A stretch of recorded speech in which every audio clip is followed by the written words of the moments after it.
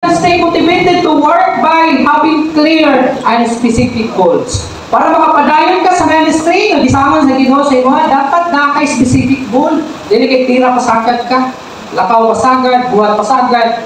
Yung wala din kay panglantaw nga sa unahan ngayon ani mga tabo. Wala ba ta? Kinahanglan ako na tayo dambo. Magdambo ta, pila ka tuig kita karon, what happened sa ministry nga gisamo sa Ginoo sa tuwa, what happened sa association nga gisamo sa Ginoo sa tuwa. Unsa pila ka tuig kita karon, 5 years from now, 10 years from now. Dili ta mag pataka og ano bitong amuhat na walay specific na direction.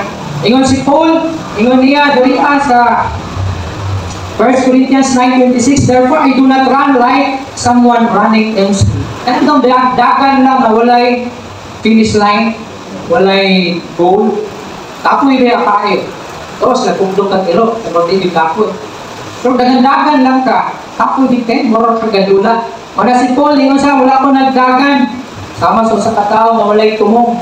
Ingon po niya, I do not fight like boxer beating the air. Kapoy kay ka na mag-shadow fight, ito kapoy ba na.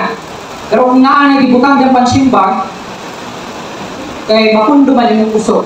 Pag may ko, stop up. Pero kung magsumpag-sumpag ka sa akin, putik na kuya, ang ginagawa na shadow fight. So diyan sa pag-alagan sa Ginoo, pagpamunga sa bulugaton sa Ginoo, kinahanglan aduna kitay specific na goal nato. Kaya yung pala working without a specific goal is demotivating. Makaluya siya, basta wala kay goal.